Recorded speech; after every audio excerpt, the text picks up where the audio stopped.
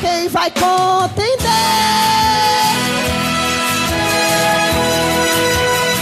Quem vai contender? Vamos se colocar de pé. Amém. Vamos nesta noite receber o pastor Rodrigo, onde Deus há de usar poderosamente na palavra. Amém. Se aproxima, pastor Rodrigo, em nome do Eterno, em nome de Jesus. Deus é bom e é poderoso. Amém. A igreja vai dar glória para Jesus. Então prepara a turbina. Amém. Levanta as mãos para cá, igreja, por favor. Levanta as mãos para cá. Pode se chegar, meu pastor. Querido Deus, soberano Pai, aqui está o pastor Rodrigo. Temos certeza que o Senhor vai usar o teu filho. Arabanto calaçá. Toma teu filho nesta noite para que teu nome seja glorificado. Quem recebe o pastor Rodrigo com alegria vai aplaudir o Senhor com alegria. Glória a Deus. Glória a Jesus. Meus irmãos, a paz do Senhor. Abra sua Bíblia, por favor, no Evangelho de Lucas, capítulo 9, versículo 51. Lucas, capítulo 9, versículo de número 51. Louvar ao Senhor por regressar novamente a esta casa de oração. Louvar a Deus pela rica oportunidade de poder estar aqui para adorar o Senhor. E também estar agradecendo a Deus pela vida do Bispo Marinho, esse homem de Deus, a qual Deus nos dá o privilégio de ter a sua amizade, o seu companheirismo. Deus também seja louvado por toda a sua igreja. Amém? Todos acharam?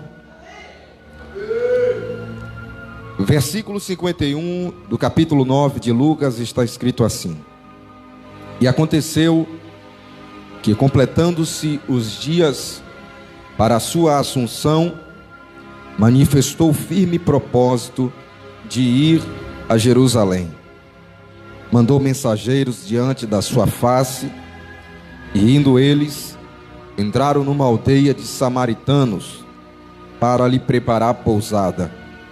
Mas não o receberam, porque o seu aspecto era de como quem ia a Jerusalém. E aos discípulos Tiago e João, vendo isso, disseram: Senhor, queres que digamos que desça fogo do céu e os consuma, como Elias também fez? Voltando-se, porém, repreendeu-os e disse: Vós não sabeis de que espírito sois, porque o Filho do Homem não veio para destruir as almas dos homens, mas para salvá-las. E foram para outra aldeia. E você diz amém. Glória ao Senhor. Podeis assentar, meus irmãos. Glória a Jesus. Amados, não por conta de tempo, mas esse texto que quero compartilhar convosco nessa noite, ele será bastante objetivo. Então, eu peço total atenção para podermos entender um pouco da palavra do bom mestre. O Dr. Lucas, narrando mais uma história linda e extraordinária de Jesus, no capítulo de número 9, no versículo de número 51, Lucas traz uma situação comum naquela época em que vivera Jesus. Lucas narra uma situação em que os samaritanos negam pousada, ou negam estadia, ou negam a passagem de Jesus pela cidade que levava o nome Samaria. Essa guerra dar-se entre samaritanos e judeus, após toda uma separação e uma divisão política que teve naquela época aonde os samaritanos, por não adorarem da forma que os judeus adoravam, eles têm uma briga política com os judeus. Logo, todo e qualquer judeu não se dava, não tinha concernimento com os samaritanos. Da mesma forma, os samaritanos não tinham apatia, amizade ou qualquer tipo de relacionamento com os judeus. É aqui que Lucas, por mais uma vez, retrata essa história, onde ele diz que Jesus, manifestando o seu propósito, o firme propósito de ir até Jerusalém, ele resolve passar por Samaria. Como nós já lemos, o texto vai dizer que os samaritanos negam estadia para Jesus. Mas por que Jesus resolve ir a Jerusalém e resolve passar por Samaria, sendo que tinha outro caminho? A pergunta que nos deixa é como Jesus decide ir a Jerusalém e ao mesmo tempo resolve passar por Samaria, um lugar aonde ele não era bem recebido e nem qualquer tipo de judeu era bem recebido em Samaria. A primeira coisa que nos chama a atenção, a partir do versículo 51, é que Jesus tinha um firme propósito de ir a Jerusalém, e não me importasse por onde ele iria passar, ele tinha que cumprir o propósito de ir até Jerusalém. Independente do que ele fosse enfrentar, independente daquilo que ele fosse passar, independente das pessoas que ele fosse encontrar ao longo do caminho, o propósito de ir a Jerusalém estava firme, estava fixado, tinha força dentro do coração do Senhor Jesus. Então, logo de cara, nós entendemos, nós compreendemos que quando temos um propósito, independente da barreira que nós vamos enfrentar, independente da rejeição que nós vamos encontrar ao longo do caminho, o propósito é o combustível que vai nos fazer chegar até o final. Quem tem propósito, ele enfrenta qualquer barreira. Quem tem propósito, enfrenta qualquer dificuldade, porque ele sabe que maior do que qualquer barreira, maior do que qualquer deserto, maior do que qualquer vale, maior do que qualquer prova, é o Deus que o entregou aquele propósito. Quem não tem propósito, qualquer coisa, qualquer dificuldade, qualquer barreira, qualquer rejeição, qualquer afronta, qualquer levante, o faz com que ele retroceda. Por quê? Porque ele não tem propósito. Um homem sem propósito, uma mulher sem propósito, qualquer ser humano sem propósito, é como uma folha seca na estrada, que quando o vento passa, o joga para onde quer. Mas quem tem propósito, ele sabe de onde veio, sabe aonde está e sabe para onde está caminhando. Ele sabe o rumo da sua trajetória. Então observamos que toda a nossa vida, a vida do ser humano, ela é arrodeada de propósito, ela é fundamentada em propósito. Vamos observar a vida de Noé. Noé recebe um propósito da parte de Deus, e Deus diz: Noé, apresenta a este propósito as demais pessoas. Quando Noé apresenta, Noé é rejeitado, mas mesmo assim Noé dá procedimento no propósito que Deus entregou na mão dele. Nós vemos e observamos a vida de Moisés, a história de Moisés. Moisés só conseguiu vencer a fúria de Faraó, o mar vermelho fechado, a murmuração do povo e todo e qualquer tipo de aparente escassez em meio ao deserto. Ele só conseguiu vencer porque Deus tinha um propósito com Moisés. Quando nós observamos a história de Josué, a valentia de Josué, nós vamos ver que Josué só conseguiu vencer as barreiras que lhe apareceu no meio do caminho, só conseguiu vencer as muralhas de Jericó, só conseguiu vencer exércitos, pelejas, batalha, porque Josué tinha um propósito para com Deus. Quem é que não lembra de Davi, Quem é que não lembra daquele pequenino jovem que, descendo a um vale, lutou contra os maiores inimigos de Israel e conseguiu vencer? Se Davi não tivesse propósito, no primeiro grito de Golias, Davi tinha voltado para casa cabisbaixo, triste. E por que ele conseguiu vencer Golias? Porque Davi tinha um propósito. Quando Golias gritava e pedia um adversário para lutar, quando ele olhava para as companhias de Israel, Golias não encontrou um homem sequer com um propósito. Mas quando Davi chegou e viu que o gigante afrontava, Davi percebeu que grande não era Golias, grande era a vontade dele de vencer, a vontade dele de conquistar o seu objetivo.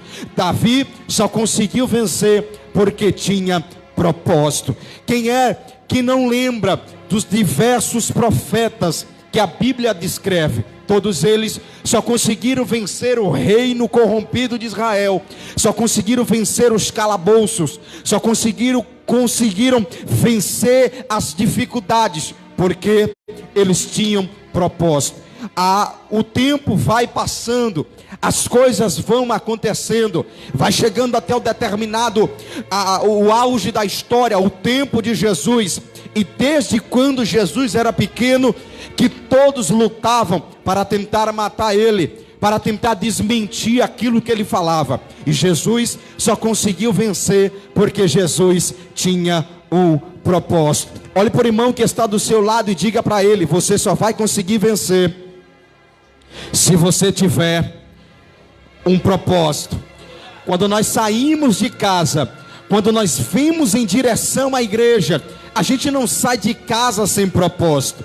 Porque quando a gente sai de casa sem propósito e vem para a igreja, a gente encara o culto como apenas um culto qualquer. É apenas mais uma noite qualquer. É só mais algumas horas de relógio que você vem para passar o tempo. É quando você não tem propósito. Mas aquele que tem propósito, ele já sai de casa adorando aos Reis dos Reis e Senhor dos Senhores. Ele passa pela rua, alguém diz para ele, alguém pergunta para ele: para onde você está indo? Ele diz: eu estou indo para a casa do Senhor. Ah, você está indo fazer o que lá? Sabe o que é teu indo fazer? Eu estou indo para lá para adorar. Por que você está indo para lá para adorar? Se a pregação às vezes é a mesma, os louvores você conhece de cor e salteado, não tem ninguém de nome, de renome lá na noite de hoje. Sabe por que eu estou indo para lá? Porque pode não ter artista, o hino pode até ser repetido, mas eu estou indo para lá com um propósito. Qual é o propósito? Eu estou indo para lá para adorar ao Senhor.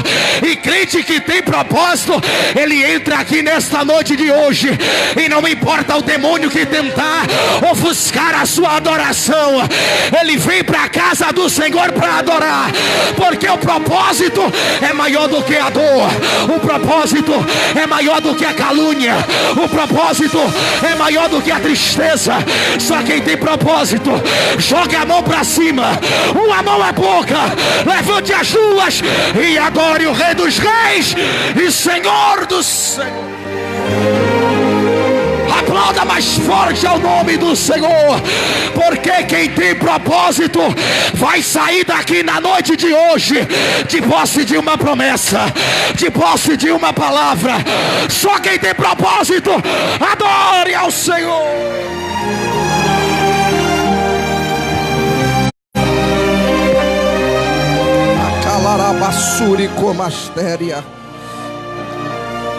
A vida de todo um homem, de toda mulher, ela é baseada neste propósito. Jesus fixou o propósito de ir a Jerusalém, e ele sabia o que ele iria enfrentar pelo caminho.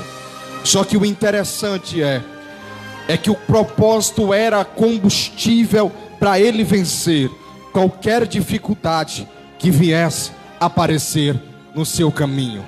Quantas vezes você já se perguntou, quantas vezes você já se questionou o porquê de tanto levante, o porquê de tanta prova, o porquê de tanta tempestade, o porquê que às vezes as pessoas não te entendem, não te compreendem, o porquê que as pessoas te perseguem.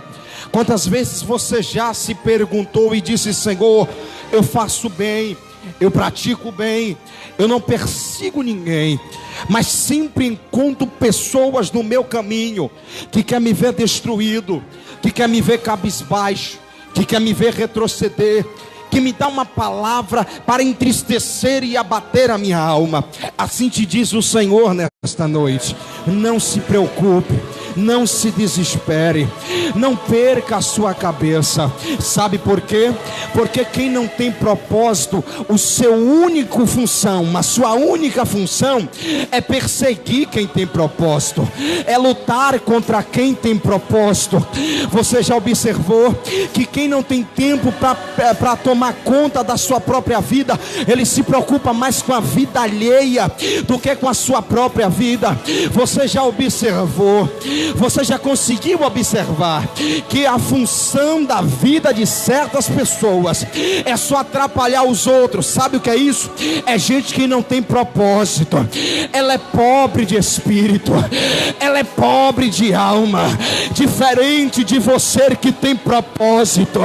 Entra ano e sai ano e você está crescendo, você está avançando, as lutas vêm e você não retrocede, você permanece. Sabe por quê?